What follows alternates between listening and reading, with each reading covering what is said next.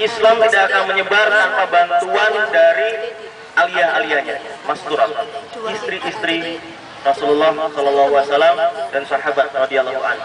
Saya sebut istri-istri ya, karena Rasulullah kan istrinya ada beberapa. Kalau saya, istri saya. Istri saya yang memaksa saya daftar haji waktu itu di sini. Saya waktu itu bukan ntar aja, saya bilang di Indonesia aja. Enggak, di sini. Saya belum ada panggilan. Saya merasa belum ada panggilan waktu itu. Ya udah, saya daftar. Tapi setelah saya daftar, dapat visa dari Saudi Arabia. Justru saya yang ternyata merasakan kok lama sekali belum berangkat. Jadi di situ saya balik. Malah tadinya penglihatan saya yang rajin sholat istri saya. Sekarang saya kok merasa saya jadi wah gimana itu. Saya sholat taubat berkali-kali. Ya Allah. Saya baca itu, bangsa, labbaik Allahumma labbaik, labbaik la syarika lak, labbaik innal hamda wa ni'mata la syarika lak. Saya baca itu setiap kali, saya sholat taubat setiap kali. Akhirnya berangkat.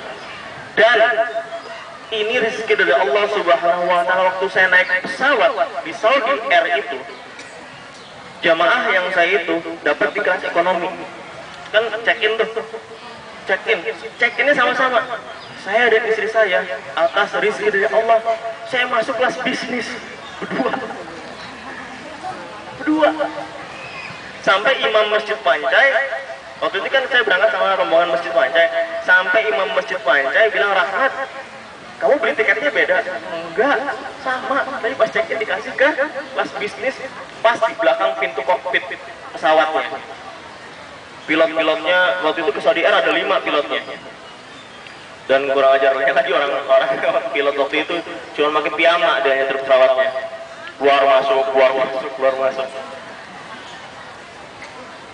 Dan saya lihat rombongan Filipina itu udah berihram.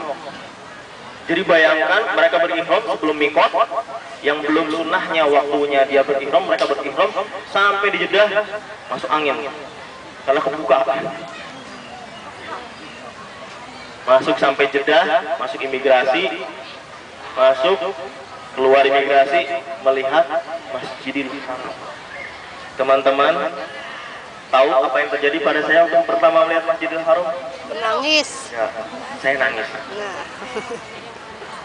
Saya nangis, enggak histeris. Saya nangis. Saya nggak tahu, saya nggak ada yang gerakin apapun, saya nggak pernah mikir ke Masjidil Haram. Jadi masjid itu apa? Bus itu masuk, biasa kan ada yang bagi-bagiin tuh sebelum masuk. Ada air zam-zam ituin, ada kurma. Jadi begitu dahsyatnya orang Arab Saudi untuk menyambut kita. Ngasih susu gratis, ngasih minum gratis, ngasih kurma gratis, roti gratis.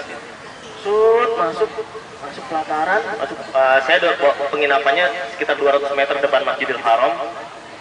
Pasti kasih tahu imam Masjid Pancai, Rahmat, itu Masjidil Haram. Saya jalan deketin, tiba-tiba netes air mata saya. Jadi teman-teman begitu dahsyatnya. Ya. Masuk Masjidil Haram dalam terik matahari yang demikian rupa 40 derajat, menginjak porselen di Masjidil Haram tidak terasa panas. Enggak rasa sekali. Masuk Masjidil Haram, nyenggol wanita sana sini enggak batal. Mau sholat di belakang wanita enggak batal, kecuali di pelataran Ka'bah enggak boleh. Harus laki-laki semuanya. Di sini semuanya bebas. Oh sini laki-laki, perempuan, di sini depannya perempuan. Enggak apa. Haus, teman-teman tinggal ke bawah atau di sekitar situ disediakan jerigen-jerigen air zam-zam yang dingin selalu. Begitu enak. Ya, teman-teman tahu kan fadilahnya sholat di Masjidil Haram? Sudah baca pasti ya. Besok nemuin enaknya betapa itu. Betapa enaknya. Sampai nggak mau berdiri.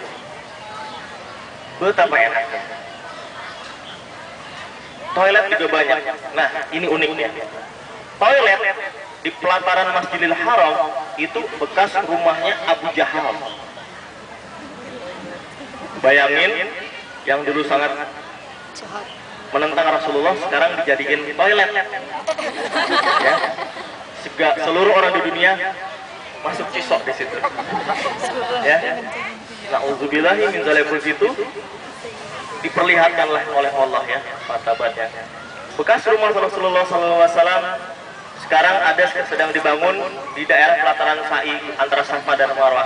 Jadi teman-teman yang membayangkan Safa dan Marwah itu jauh dari Masjidil Haram, ternyata tidak. Safa dan Marwah itu ada di dalam Masjidil Haram. Ada di pelataran. Jadi pas masuk ini Ka'bah, ini Masjidil Haram, cuma di sini. Dalamnya jadi disiapin betul-betul Safa dan Marwah. Dan sepanjang itu air zam-zam. Jadi 7 kali tenang, relax, jangan buru-buru selesai, pelan-pelan. Lari kecilnya pasti lampu-lampunya aja tanda lampu, lari-lari kecil, habis jalan santai, sampai tenang, jangan buru-buru. Allah telah menyediakan rezeki, minum dulu air zam-zam. Aduh, enak. Saya sama istri saya, yang lain udah selesai, masih lama, tenang jalannya, menikmati sampai di ujung, salam kepada Ka'bah ya, jalan lagi. Pas di tahallul nanti teman-teman akan nangis karena telah selesai haji kecil setelah umroh ya. Di umroh itu nanti teman-teman ya, nanti kan ada itunya, ada manasik haji dari Pak Muhaimin nanti. Disitulah teman-teman curhat ke Allah pas mengelilingi Ka'bah, curhat sama Allah apapun permintaan teman-teman. Alhamdulillah teman-teman semuanya awati fillah. Sampai saat ini doa-doa yang saya sampaikan kepada Allah, Allah ijabah. Allah ijabah. Tulus ikhlas karena Allah. Minta ampun sama Allah. Minta apapun sama Allah. Jangan bosan-bosan minta sama Allah, jangan berputus asa dari rahmat